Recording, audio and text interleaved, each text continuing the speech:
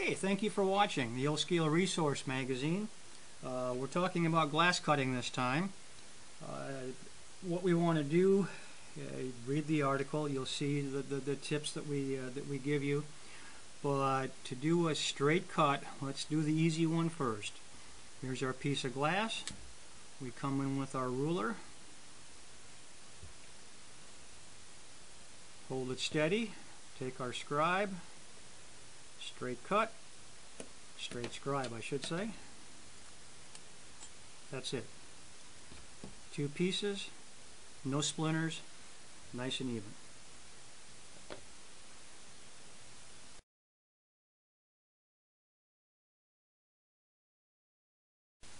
Okay, now we can do something a little more adventurous. If you remember the RS1 in the article in the O-Scale Resource, that was a brass import, NJ International, and the cab had a little bit of room between the top of the window and the roof. Now this Atlas cab, we don't have that luxury. The top of the roof is the top of the window. But if we want to put glass in this and get away from the heavy plastic inserts, we can do it. We can cut the curved glass. So we're going to take a new piece of glass, and this time we're going to tape it on the corners because we just to stop it from sliding around. We're going to use the Atlas plastic insert as our guide. We're going to lay it down, and we're going to get this top as flush as we can with the top of the glass. I'm going to hold it so it doesn't move, and we'll just come through, do an etch, or a score, do it over here. There we go. Take off our tape. There's our piece of glass. We'll slide it in. Perfect fit.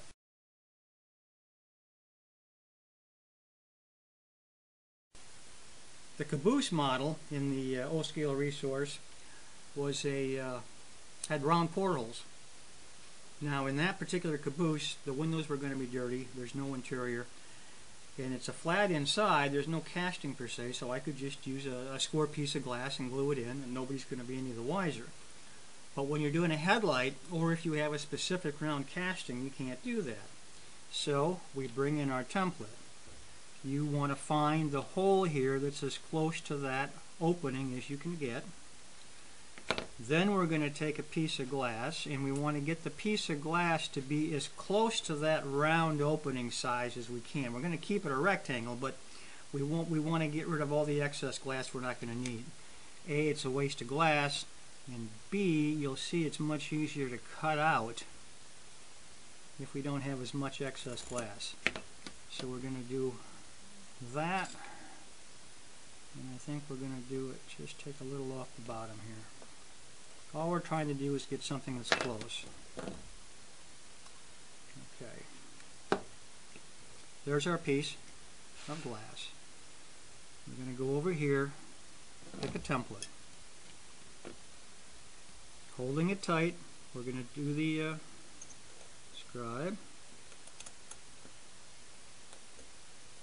And it's moving a little bit, which I didn't want, but let's see if that's going to work. Then again, you're going to have these little accidents, but glass is cheap. Now, it's going to be impossible for you to see this, I'm guessing, but there's the scribe lines. What you want to do now is come up from those scribe lines with little sunbeam-like lines. And you'll notice how the glass is starting to break away from that scribe circle, so you're left with the circle. And we just keep going around very carefully, and we'll be left with, I hope,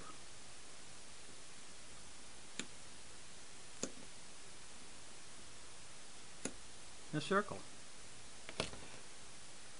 This takes some practice. I won't kid you on that one. It takes a while. But if we get all our scraps out of here, you can see that we have a nice circle. We'll pick it up with our little Hobby Pal tool here. There it is. You can then drop that into a casting or whatever you need to do with it. So doing circles, not a problem. You just takes a little practice. Get the glass as small as you can, correlation to the circle, and cut.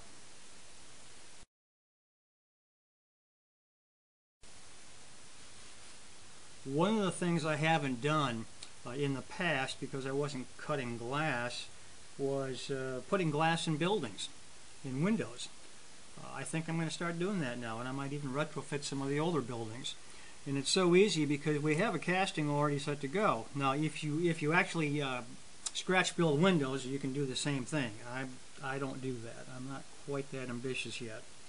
But if we have a casting, we can come in with our piece of glass. Now this Sharpie is not the best idea. You're going to measure this, obviously. I want to do this real quick to show you. The Sharpie ink will come off with alcohol, but if you got to do a lot of them, this works. You don't have to be that precise. All you're going to do is make your marks on the inside of the casting.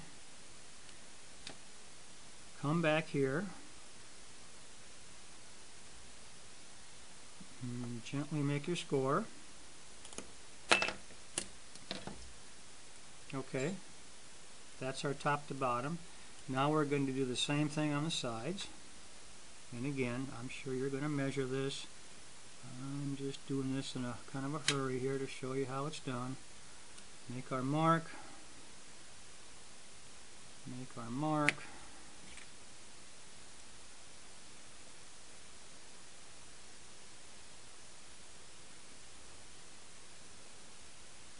Find our marks. There we go. Do a score.